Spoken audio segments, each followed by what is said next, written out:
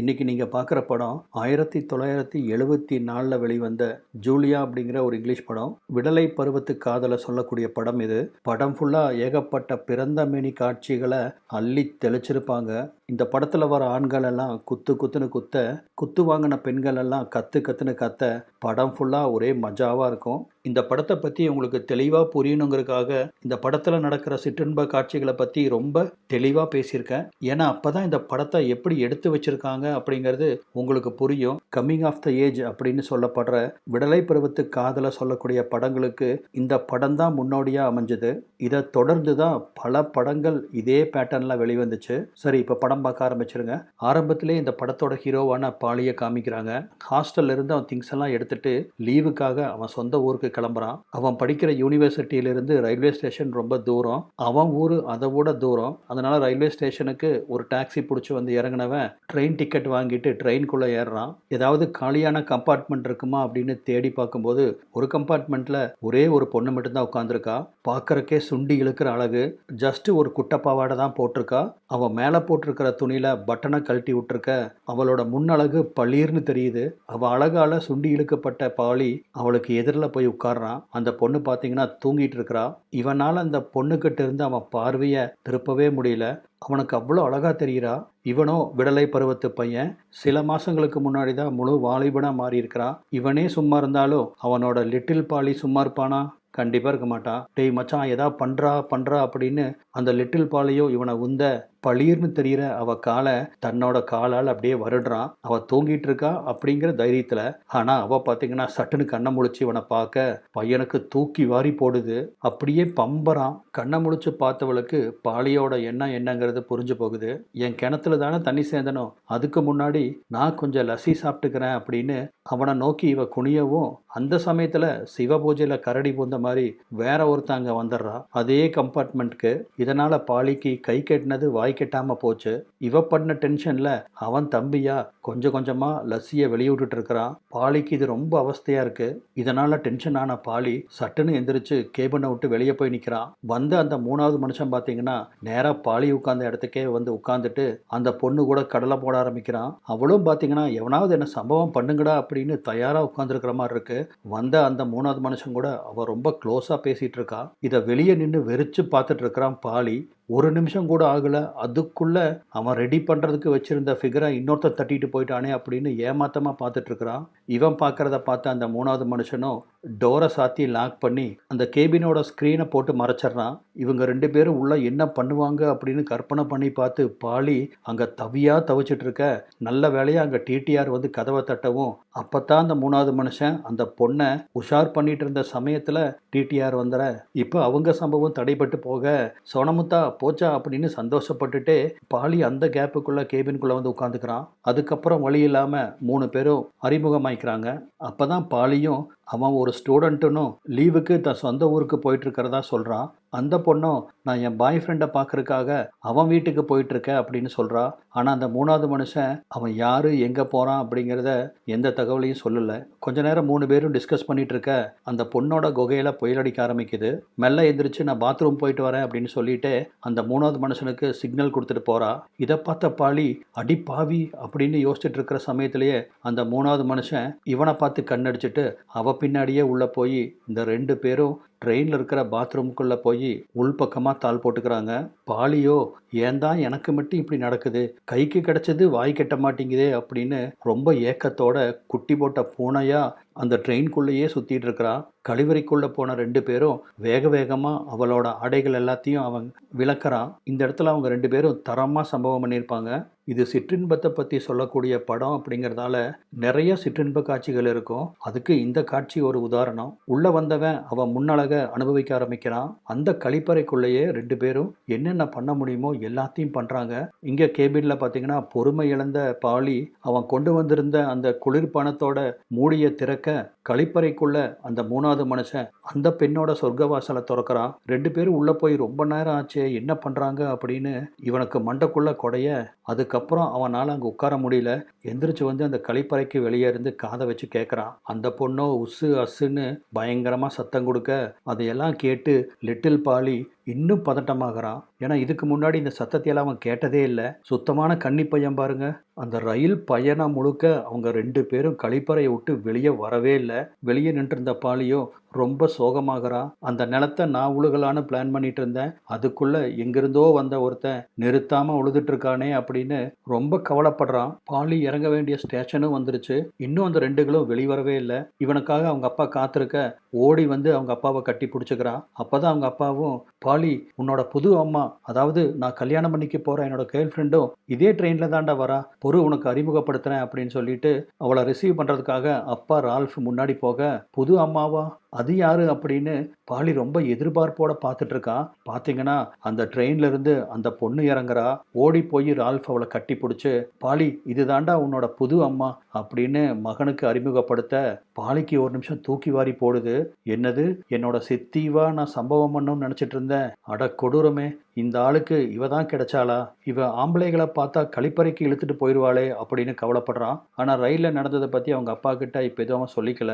இதாண்டா உன்னோட புது அம்மா, என்னோட கேர்ள் ஃப்ரெண்டு யோனி அப்படின்னு பையனுக்கு அறிமுகப்படுத்தி வைக்கிறான். இவளை குத்துன அந்த 3வது மனுஷன் அந்த ஸ்டேஷன்ல இறங்கல.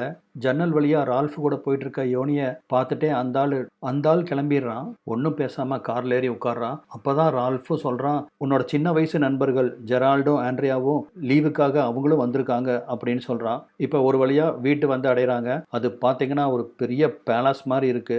பாலியை பார்த்த உடனே அவன் பாட்டிக்கு ஏக சந்தோஷம். மாடியிலிருந்து பாலி அப்படின்னு சந்தோஷத்துல கத்துறாங்க. பல வருஷம் கழிச்சு இந்த வீட்டுக்கு வருவான் போல இருக்கு. அவனை பார்த்த உடனே அவனோட மாமா அலெக்ஸு கட்டி பிடிச்சிக்கிறாரு. அவனை பார்த்ததுல அவங்க அத்தை மரியத்துக்கும் சந்தோஷம். இப்போ அந்த குடும்பமே ரொம்ப சந்தோஷமா இருக்கு. அந்த சந்தோஷத்தை கொண்டாடுறதுக்கு விதவிதமா லஞ்சு சமைச்சு வச்சிருக்காங்க. டைனிங் டேபிளில் உட்காந்து லஞ்சு சாப்பிட்டுட்டு எல்லாரும் ஆளுக்கு ஏதேதோ டாப்பிக்ல டிஸ்கஸ் பண்ணிட்டு இருக்காங்க. அந்த சமயத்துல தான் அந்த யோனி, நான் ட்ரெயின்ல வரும்போது ஒரு 3வது மனுஷன் என்கிட்ட ரொம்ப தப்பா நடந்துக்கிட்டான் அப்படின்னு, இவ தான் அந்த தப்பை பண்ணியிருப்பா. ஆனா அவன் வந்து பண்ணினதாகவும் இவளுக்கு அது பிடிக்காத மாதிரியும் அவங்க கிட்ட எல்லாம் பேசிட்டு இருக்க அந்த குடும்பத்தினரும் இது ரொம்ப ஆவலா கேட்டுட்டு இருக்கிறாங்க. அப்படியா, என்ன பண்ணுனா, நீ என்ன பண்ணுன அப்படின்னு ரொம்ப சுவாரஸ்யமா இதை கேட்டுட்டு இருக்க. இதை பார்த்து பாலிக்கே ஒரு மாதிரி ஆயிடுச்சு. என்னடா குடும்பம் இது, இன்ட்ரெஸ்டா கேட்குற விஷயமா இது அப்படின்னு வெறுப்பா இருக்குது. அவன் மாமன் ஜெரால்டு பார்த்தீங்கன்னா சிக்கனு கிரேப்ஸு அப்படின்னு நிறுத்தாம சாப்பிட்டு இருக்கான். அவன் மனைவி மரியம் ஐஸ்கிரீம் எடுத்து விளாசுன்னு விளாசிட்டு இருக்கிறா. இன்னொரு பக்கம் அவன் பாட்டி, அவளுக்கு முன்னாடி எது இருந்தாலும் அதை எடுத்து குடிச்சிட்றா. இந்த உலகமே அழிஞ்சாலும் அந்த பாட்டிக்கு கவலை இல்லை. அவளுக்கு சரக்கு இருக்கணும். சதா சர்வ காலமும் சரக்குல தான் அவள் உயிர் வாழ்ந்துட்டு இருக்கா. நல்ல குடும்பண்டா இது அப்படின்னு இருக்குது பாலிக்கு. ரால்ஃபுக்கும் பாலியோட அம்மாக்கும் டிவோர்ஸ் ஆனதுக்கு அப்புறமா மோஸ்ட்லி பாலி அவங்க அம்மா கூட தான் வளர்ந்துருப்பான். ரொம்ப ரேராக தான் இங்கே வந்திருப்பான். அதனால தான் இந்த குடும்பத்தை பற்றி அவனுக்கு சரியாக தெரியல. இந்த குடும்பத்தாரோட நடவடிக்கைகள்லாம் பிடிக்காம தான் அம்மா அப்பாவை டிவோர்ஸ் பண்ணா அப்படிங்கிறது இப்போ பாலிக்கு புரியுது. அது அவங்க அத்தை ஐஸ்கிரீம் திங்கிறதே ரொம்ப நாரசாரமாக இருக்கும். வேற எதையோ வாயில் சப்பற மாதிரி அந்த ஐஸை திம்பா. இந்த குடும்பத்தை பொறுத்த வரைக்கும் யார் கூட வேணாலும் மேட்ரு வச்சுக்கிறாங்க. அதுவும் மற்றவங்க பார்க்குறாங்க அப்படிங்கிற அந்த ஒரு உணர்ச்சியே இல்லாமல், பார்த்தா பார்க்கட்டுமே, அவங்களும் என்ஜாய் பண்ணட்டும் அப்படின்னு பப்ளிக்காகவே அங்கே ஆம்பளைகள்லாம் தூக்கி போட்டு குத்த, பொம்பளைகளும் கொஞ்சம் கூட இங்கிதம் இல்லாமல் அந்த திறந்த வெளியிலேயே அவனக்கிட்ட குத்து வாங்குறாங்க. இப்பவும் பாருங்க, அவங்க அப்பா அவன் வருங்கால பொண்டாட்டி அவளை குத்துறதுக்கு ஒரு ஓரமாக கூட்டிட்டு போறான். அந்த வீட்டில் ஒரு வேலைக்காரி இருக்கிறா. அவ பேரு சில்வானா. சில்வானா அப்படின்னா எல்லாத்துக்கும் சுகம் கொடுக்குறவ அப்படிங்கிற அர்த்தமாமா. அந்த அர்த்தத்துக்கு ஏற்ப அந்த வீட்டில் ஆளுக்கு அவளை தூக்கி போட்டு சம்பவம் பண்ணுறானுங்க. பகல் ஃபுல்லாக அவள் வீட்டு வேலை செஞ்சுக்குவா. நைட்டு அன்னைக்கு யாருக்கு தேவைப்படுறாங்களோ அவங்க கூட போய் சம்பவம் பண்ணிட்டு வருவா. ஒரு சில நாட்களில் நைட்டில் ஷிஃப்ட் போட்டு சம்பவம் பண்ணுறதும் உண்டு. அலெக்ஸோட மாமா பியானோ வாசிச்சுட்டு இருக்கான். இப்போ அவன் பியானோ வாசிக்கிறான். அவனுக்கு எப்பெல்லாம் மூடு வருதோ அப்பெல்லாம் அந்த சில்வானாவையும் வாசிப்பான். அவன் பியானோ வாசிக்கிறத அத்தை மரியம் உட்காந்து கேட்டுட்டு இருக்கா. அந்த சமயத்துல தான் சில்வானா கேக்கு கொண்டு வரான். அந்த கேக்கை பார்த்த உடனேயே மரியத்துக்கு ஒரு ஐடியா ஸ்ட்ரைக் ஆகுது. இந்த சில்வானாவை ஆம்பளைங்க மட்டும் போடுறது இல்லைங்க, அந்த வீட்டு பொம்பளைகளும் போடுறது உண்டு. அதுவும் குறிப்பா மரியம் தான் அதிகமா அவளை போட்டிருக்கா. ஏ சில்வானா இங்க வா அப்படின்னு அவளை இழுத்து உட்கார வச்சு அவ கொண்டு வந்திருந்த கேக்கை அவன் மூஞ்சியெல்லாம் தடவி விட்டு அவன் முகமெல்லாம் படர்ந்திருக்கிற அந்த கிரீமை அவ வாயால சுவைக்க ஆரம்பிக்கிறா. அடுத்தது பார்த்தீங்கன்னா அவ கழுத்துக்கு கீழே அவ முன்னழகுல அப்படின்னு அந்த கிரீமை எல்லா இடத்துலையும் பூசி அவ பூசின அத்தனை இடத்துலையும் வாயாலேயே அதை சுத்தம் பண்ணிட்டு இருக்கிறா. இதெல்லாம் பியானோ வாசிச்சுட்டு இருந்த மாமாவும் ரசிச்சு பார்த்துட்டு இருக்கிறான். மாமாவுக்கு தன் மனைவியை சம்பவம் பண்ணுறதை விட வேற யாராவது அவன் மனைவியை சம்பவம் பண்ணுறதை பார்க்கறக்கு ரொம்ப பிடிக்கும் போல. பாலி ஊருக்கு வந்திருக்கான் அப்படிங்கிறத தெரிஞ்ச உடனே அவனோட பெஸ்ட் ஃப்ரெண்டான ஜெரால்டு பாலியை பார்க்க வர்றான். வரும்போதே கையோட ஒரு பலான கேசட்டை கொண்டு வந்திருக்கான். அந்த காலகட்டத்திலலாம் அந்த விஹெச்ன்னு சொல்கிற கேசட்டு தானே, அதை டெக்கில் போட்டு தானே படம் பார்ப்பாங்க. அப்படியே அந்த பலான படத்தை போட்டு ரெண்டு ஃப்ரெண்ட்ஸும் கையடிச்சு சந்தோஷப்படுறானுங்க. இப்போ அறிமுகமாகறாங்க இந்த படத்தோட கவர்ச்சி கன்னி ஆண்ட்ரியா. இந்த நடிகையோட பேரு சில்வியா. அந்த காலகட்டத்தில் மேட்ரு படங்களுக்கு ரொம்ப ஃபேமஸானவ. சில்வியா கூட சேர்ந்து 3 பேரும் அங்கே இருக்கிற ஆற்றுல போட் ரைடிங் போயிட்டு இருக்காங்க. அப்போ தான் அவங்க 3 ஃப்ரெண்ட்ஸும் அவங்க வாழ்க்கையில் நடந்ததை பற்றி எல்லாம் டிஸ்கஸ் பண்ணுறாங்க. மோஸ்ட்லி மேட்ரை பற்றி தான் அதிகமாக பேசிக்கிறாங்க. அதுக்கு பாலியும் இப்போ வரைக்கும் நான் ஒரு கன்னி பையன் தெரியுமா அப்படின்னு சொல்ல, அதுக்கு ஆண்ட்ரியாவும் நான் மட்டும் என்ன, நானும் கன்னி பொண்ணு தான், இது வரைக்கும் எந்த பேட்டையும் என் குகைக்குள்ளே இறங்க அனுமதிச்சதில்லை அப்படின்னு சொல்கிறா. இந்த சமயத்தில் தான் அந்த ஜெரால்டு எக்கச்சக்கமாக தண்ணி அடித்து போதை தலைக்கேறினதால என்ன பண்ணுறோம் அப்படின்னு தெரியாமல் ஆண்ட்ரியாவோட துணியை பிடிச்சி கிழிக்க ஆரம்பிக்கிறான். வாடி மச்சினுச்சின்னு அவளை பிடிச்சி கசக்க ஆரம்பிக்க, இதை பார்த்ததும் பாலிக்கு கோவம் வந்துருச்சு. ஏன்னா பாலி ஆண்ட்ரியாவை மனசுக்குள்ளே விரும்பிட்டு இருக்கான். அவன் கண்ணு முன்னாடியே அவன் விரும்புகிற பொண்ணை இன்னொருத்தன் சிதைக்கிறத பார்த்துட்டு இருப்பானா. அதனால் கோவப்பட்டு ஜெரால்டை பிடிச்சி ஒளிஞ்சு போடா அப்படின்னு தள்ளி விட, ஜெரால்டு நிலத்தடு மாதிரி போட்லேருந்து ஆற்றுக்குள்ளே விழுந்துடுறான். ஆற்றுக்குள்ளே விழுந்தவன் நீந்த முடியாமல் தத்தளிக்கிறான். அப்போ தான் தெரியுது ஜெரால்டுக்கு நீச்சல் தெரியாதுன்னு. இவங்க காப்பாற்றுறதுக்குள்ள துரதிர்ஷ்டவசமாக ஜெரால்டு செத்தே போயிடுறான். இந்த சம்பவத்தால் பாலி ரொம்ப சோகமாக இருக்கான். இவங்க வீடு பீச்சோரமாக இருக்கிறதால பாலியோட அப்பாவும் அவனோட கேர்ள் ஃப்ரெண்டும் அந்த பீச்சில் பிறந்த மேனியாக படுத்திருக்காங்க. இது அந்த அத்தை ஆட் பண்ணிக்கலாம். மரியம் அந்த க்ரீமை மட்டும் சுவைக்கல. அந்த க்ரீமை சுவைக்கும் போது அவ கை சில்வானாவோட குகைக்குள்ளே இருக்கு. அந்த கை அந்த குகையில் விளையாண்டுட்டு இருக்க கொஞ்ச நேரத்திலேயே சில்வானாவோட கிணறு நிரம்பி அந்த தண்ணியெல்லாம் வெளியே வடியுது. பிறந்த மேனியா படுத்துட்டு இருந்த தன்னோட கேர்ள் ஃப்ரெண்டை அவங்க அப்பா முகத்துல இருந்து ஆரம்பிச்சு அவ குகை வரைக்கும் மொத்த மழையா பொழிஞ்சிட்டு இருக்கான். அந்த பக்கம் பார்த்தீங்கன்னா டென்னிஸ் விளையாடுறான் பேரு வழின்னு மாமாங்காரன் அந்த வேலைக்காரி சில்வானாவை ஓரமாக கூட்டிட்டு போய் கண்டதையும் கழுதியும் பண்ணிட்டு இருக்கிறான். இங்க நடக்கிறதெல்லாம் பார்த்து பாலிக்கு மூடேறி போக உடனே யாராவது பண்ணணும் அப்படின்னு அவனுக்கு அடங்காத ஆசை வருது. அன்னைக்கு நைட்டு அவனுக்கு குடிக்கிறதுக்கு சில்வானா பால் கொண்டு வரா. பாலை கொண்டு வந்து வச்ச சில்வானாவை பாலை பார்க்குற பூனையாட்டாவே பார்க்குறான். இதை பார்த்த சில்வானாவும் இவன் பால் குடிக்கிற மாதிரி தெரியல, நம்ம கிட்ட பால் கறந்துருவான் போல இருக்கு, உடனே எஸ்கேப் ஆகணும் அப்படின்னு அங்கிருந்து அவள் ஓட ட்ரை பண்ண சட்டுன்னு பாஞ்சு அவளை பிடிச்ச பாலி அவளோட ஆடைகளை களைய ஆரம்பிக்கிறான். அதுக்கு உடன்படாத அவ கத்த ஆரம்பிக்க இந்த சத்தத்தை கேட்டு பாலியோட அப்பா ரால்ஃப் அங்கே வந்து கோபத்தில் பொக்குன்னு பையனோட மூஞ்சிலே ஒன்று வைக்கிறான். ஏண்டா டேய், நீங்கள் ஓப்பனாக பண்ணுறதெல்லாம் பார்த்தா வயசுக்கே வராதவனுக்கும் கூட மூடு வந்துருண்டா. இந்த வயசு பையன் சும்மா இருக்க முடியுமா? நீங்கள் அனுபவிச்சா சரி, அவன் அனுபவிச்சா தப்பா? கொஞ்ச நேரத்துக்கு அப்புறம் ரால்ஃப் ஃபீல் பண்ண ஆரம்பிக்கிறான். ச்சே, தோளுக்கு மேலே வளர்ந்த பையனை இப்படி போட்டு அடிச்சிட்டனே அப்படின்னு ரொம்ப வருத்தப்பட ஆரம்பிக்கிறான். அதனால் பையனை சமாதானம் பண்ணுறதுக்காக மறுநாள் ரால்ஃபு, அவன் கேர்ள் ஃப்ரெண்டு யோனி, பாலி, அவன் கேர்ள் ஃப்ரெண்டு ஆண்ட்ரியா அப்படின்னு 4 பேரும் அங்கிருந்து சிட்டிக்கு போகிறாங்க. சிட்டிக்கு போன உடனேயே பாலிக்கு சிங்கிள் ரூம் புக் பண்ணி கொடுக்குறான் அப்பங்கார ரால்ஃபு. போடா நீயும் ஆண்ட்ரியாவும் ரூம்குள்ளே போய் தனியாக பேசுங்க அப்படின்னு ரூமுக்குள்ளேயும் 2 பேர்த்தையும் அனுப்பிச்சி வச்சிடறான். அவங்க 2 பேரும் கொஞ்சம் இன்டிமேட்டாக இருக்கட்டுமே அப்படின்னு தான். நம்ம பையனும் 4-5 நாளாக வெறி கொண்டு சுற்றிட்டு இருக்கிறான். ஆண்ட்ரியாவையும் கொடுத்து ஒரு ரூமையும் கொடுத்து விளையாடுறா மகனே அப்படின்னு அப்பனே பர்மிஷன் கொடுக்கும்போது அவன் சும்மா இருப்பானா? ரூமுக்குள்ளே 2 பேரும் நல்லா ஓடி பிடிச்சி விளையாடுறாங்க. அப்புறம் டயர்டில் அங்கேயே தூங்கி போயிடுறாங்க. மறுநாள் ஆண்ட்ரியாவும் இவானாவும் மார்க்கெட்டுக்கு போக பாலியும் அப்பாவும் ஒரு கேஃபேல உட்காந்துருக்காங்க. அப்போ தான் அப்பாவும், டே ரால்ஃபு, பின்னாடி இருந்து சம்பவம் பண்ணி பாடுறா, ஆண்ட்ரியாவுக்கு அது ரொம்ப பிடிக்கும்டா, இந்த காலத்து பொண்ணுகள்லாம் பின்னாடி நடக்கிற சம்பவத்தை ரொம்ப விரும்புகிறாளுங்க அப்படின்னு சொல்ல, இதை கேட்டு பாலிக்கு ரொம்ப வெக்கமாக வருது. எந்த அப்பனாவது பையன்கிட்ட இப்படி பேசுவாங்களா? ஆனால் இவன் பேசுகிறான். பாலியோட வெக்கத்தை புரிஞ்சுக்கிட்ட ரால்ஃபும், இதோ பாடுறா மகனே, என்னை வந்து உன்னோட அப்பாவை நினைக்காத, உன்னோட ஃப்ரெண்டாக நினச்சிக்கோ, என்கிட்ட கற்றுக்க வேண்டிய விஷயம் நிறையா இருக்குடா அப்படின்னு பையன்கிட்ட சொல்கிறா. அதுவும் இல்லாமல் அங்கே போகிற வர்ற பொண்ணுங்களை எல்லாத்தையும் அவள் பேக்கு பெருசு, அவள் பேக்கு பெருசு அப்படின்னு பையன்கிட்ட கமெண்ட் அடிச்சுட்டு வேற இருக்கான். கொஞ்ச நேரத்திலே மார்க்கெட்டுக்கு போன இந்த 2 பொண்ணுகளும் வர இப்போ அங்கே இருக்கிற ஒரு கோட்டைக்கு போகிறாங்க. இந்த கோட்டையில் தான் ஆக்சுவலாக ரோமியோவும் ஜூலியட்டும் மீட் பண்ணிக்கிட்டாங்களாமா. அதாவது ஜூலியட் மேலே இருப்பா, ரோமியோ கீழே இருப்பான். அவங்க 2 பேரும் அவங்க பேசிக்கிறத ரீக்ரியேட் பண்ணுறதுக்காக நிறையா பெண்கள் ஜூலியட்டாக மேலே நிற்பாங்க. கீழே நின்றுட்டு இருக்கிற ரோமியோ மேலே நின்றுட்டு இருக்கிற ஜூலியட்டுக்கு தன்னோட காதல் காதலை தெரிவிப்பான். இப்போ நம்மளும் அதே மாதிரி ஒரு சீனை ரீக்ரியேட் பண்ணலாம் அப்படின்னு சொல்லவும் ஆண்ட்ரியா ஓடி போய் மேலே போய் நின்னுக்கிறா. நீ அவளை ப்ரப்போஸ் பண்ணுடா அப்படின்னு பாலிக்கு அப்பன் சொல்ல அத்தனை பேர்த்துக்கு முன்னாடி ஆண்ட்ரியாவை ப்ரப்போஸ் பண்ணுறதுக்கு பாலிக்கு ரொம்ப வெக்கமாக இருக்குது. அதனால நான் பண்ண மாட்டேன்னு மறுத்துறான். பாலி மறுத்ததை தொடர்ந்து ரால்ஃபு ரோமியோ போல ஆண்ட்ரியாவை ப்ரப்போஸ் பண்ணுறான். இந்த சமயத்தில் தான் யோனா எனக்கு ரொம்ப டயர்டாக இருக்குது, நான் ரூமுக்கு போய் ரெஸ்ட் எடுக்கிறேன் அப்படின்னு அங்கே கிளம்பி போக ப்ரப்போஸ் பண்ண கையோட ஜூலியட்டை முத்தம் வைக்கணும் அப்படின்ட்டு ரோமியோ மேலே ஓடுறான். ரோமியோ யாரு?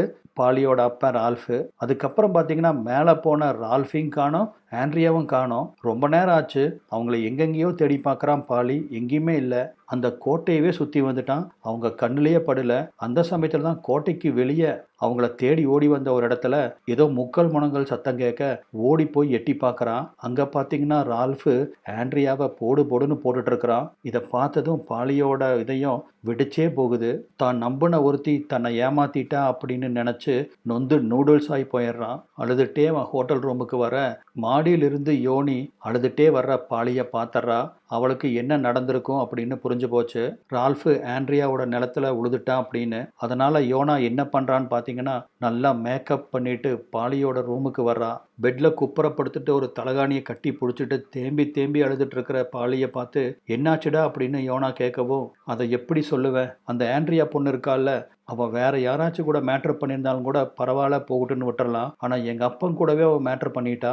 எங்கள் அப்பனும் பையனோட கேர்ள் ஃப்ரெண்டுன்னு கூட பார்க்காம அவளை பிடிச்சி தட்டு தட்டுன்னு தட்டிட்டான் அப்படின்னு சொல்லி திரும்பவும் அழுக ஆரம்பிக்கிறான். அதுக்கு யோனாவும் சரி, உங்கள் அப்பா உன்னோட கேர்ள் ஃப்ரெண்டை போட்டான், அப்போ அதுக்கு பழி வாங்கணும்னா நீயும் உங்கள் அப்பனோட கேர்ள் ஃப்ரெண்டை போட்டீங்கன்னா சரிக்கு சரியாக போச்சு அப்படிங்கிறா. என்னது, எங்கள் அப்பனோட கேர்ள் ஃப்ரெண்டா? எங்கள் அப்பனோட கேர்ள் ஃப்ரெண்டு நீ தானே, என்னால் எங்கள் அப்பன் பண்ண மாதிரியெல்லாம் துரோகம் பண்ண முடியாது அப்படின்னு அவன் மறுக்க, அப்படியா அப்படின்னு கேட்ட யோனாவும் அவன் முன்னாடியே அவளோட ஆடைகளெல்லாம் களையறா. திறந்த மேனியாக அவன் முன்னாடி நிற்க அப்பனாவது சுப்பனாவது துரோகமாவது வெங்காயமாவது அப்படின்ட்டு ஒரே பை பாஞ்சிட்றான் அவன் மேலே. அதுக்கப்புறம் அந்த போர்விக்குள்ள 2 பேரும் விடிய விடிய கும்மாங்குத்து குத்துறாங்க. இப்போ மறுநாள் 4 பேரும் ஊருக்கு திரும்புகிறாங்க. யோனியும் பாலியும் ரொம்ப ஹாப்பியாக என்ஜாய் பண்ணிட்டு வராங்க அந்த ட்ரிப்பை. ரால்ஃபும் ஆண்ட்ரியாவும் அமைதியாக வர்றாங்க. வீட்டுக்கு வந்து 2-3 நாள் ஆயும் கூட பாலிக்கு ஆண்ட்ரியா மேலே கோபம் போகவே இல்லை. அவளும் பாலிக்கிட்ட வந்து பேச ட்ரை பண்ணுறான். ஆனால் இவன் முகம் கொடுத்தே பேச மாட்டேன்ட்டான். அவள் பண்ண துரோகம் இன்னும் அவனால் மறக்க முடியல. அந்த சமயத்தில் தான் பாலியோட அம்மா அங்கே வராங்க. ஏன்னா பாலியோட லீவு நாளையோட முடிய போகுது. அவனை கூட்டிகிட்டு போகிறதுக்காக வந்திருக்காங்க. முதல்ல பாட்டி தான் அம்மாவை வரவேற்று வீட்டுக்குள்ளே கூட்டிகிட்டு வரா. அவங்க அம்மாவுக்கு இந்த குடும்பத்தை பிடிக்கவே பிடிக்காது. இந்த குடும்பமும் சரி, இந்த குடும்பத்தில் இருக்கிற மெம்பர்ஸும் சரி, யாரையுமே அவங்களுக்கு பிடிக்காது. இந்த சுச்சுவேஷனில் பையன் வளர்ந்தா கெட்டு போயிடுவான் அப்படிங்கிறதால தான் பையனை தன் கூட வேற ஒரு ஊருக்கு கூட்டிகிட்டு போய் இத்தனை வருஷமாக வளர்த்திட்டு இருந்திருக்காங்க. ஆனால் இங்கே வந்ததும் வந்தான் பையன் கெட்டு குட்டிச்சவரானாம் போங்க. அம்மா வந்தது தெரியாமல் பாலியும் ஆண்ட்ரியாவும் வீட்டோட பின்புறத்தில் இருக்கிற டென்னிஸ் கோர்ட்டில் டென்னிஸ் விளையாண்டுருக்காங்க. இப்போ வரைக்கும் பாலிக்கு ஆண்ட்ரியா மேலே கோபம் போகலை. அதனால் டென்னிஸ் விளையாடும் போதும் கூட பாருங்கள், பாலை அவன் மேலேயே அடிக்கிறான். இதனால் கடுப்பான ஆண்ட்ரியாவும் உனக்கு என்னடா பிரச்சனை, ஏன் கூட கோபமாகவே இருக்க அப்படின்னு அவன் பக்கத்தில் நெருங்கி வந்து கேட்க பயங்கர கடுப்பில் இருந்த பாலி அந்த டென்னிஸ் கோர்ட்லேயே அவளை கீழே தள்ளி அவன் நிலத்துல கோபமாக மேய ஆரம்பிக்கிறான். இப்போ அவளை முழுசாக போட்டு முடிச்சாச்சா, இதனால் அவன் கோபமும் தணிஞ்சிருச்சு. 2 பேரும் பழையபடி ரொம்ப க்ளோஸாக நடந்து வராங்க. அப்போ தான் வீட்டுக்குள்ளேருந்து அவங்க அம்மாவோட குரல் கேட்க, எங்கள் அம்மா வந்துட்டா போல இருக்கு, நான் கிளம்ப வேண்டிய நேரம் வந்துருச்சு அப்படின்னு ஆண்ட்ரியா கிட்ட பாலி சொல்கிறான். ஆண்ட்ரியாவும் என்னோட லீவும் முடிய போகுது, நானும் நாளைக்கு ஊருக்கு கிளம்பிடுவேன் அப்படின்னு ஆண்ட்ரியா சொல்கிறான். டே பாலி, அடுத்த வருஷமும் லீவுக்கு நீங்கள் தான் வரணும். நம்ம 2 பேரும் அந்த லீவ் முடிகிற வரைக்கும் செம்மையாக குத்துறோண்டா, என்ன ஓகேவா அப்படின்னு அவள் கேட்டுட்டு அவனுக்கு பாய் சொல்லிட்டு போகிறா. இப்போ அடுத்த சீன்லேயே பாலி அவங்க ஊருக்கு போயிட்டுருக்கான். இதோட இந்த படமும் முடியுது. இந்த படம் உங்களுக்கு பிடிச்சிருக்குன்னு நம்புகிறேன். நம்ம சேனலை சப்ஸ்கிரைப் பண்ணாமல் பார்த்துட்டு இருக்க நண்பர்கள் சப்ஸ்கிரைப் பண்ணி வச்சுக்கோங்க. அப்படியே அந்த பெல் பட்டன் ஐக்கானையும் கிளிக் பண்ணிக்கோங்க. அப்போ தான் நான் வீடியோ போடும் போதெல்லாம் உங்களுக்கு நோட்டிஃபிகேஷன் வரும். இந்த வீடியோ பிடிச்சிருந்தா இதுக்கு ஒரு லைக் போட மறக்காதீங்க. வீடியோ பார்த்ததுக்கு நன்றி.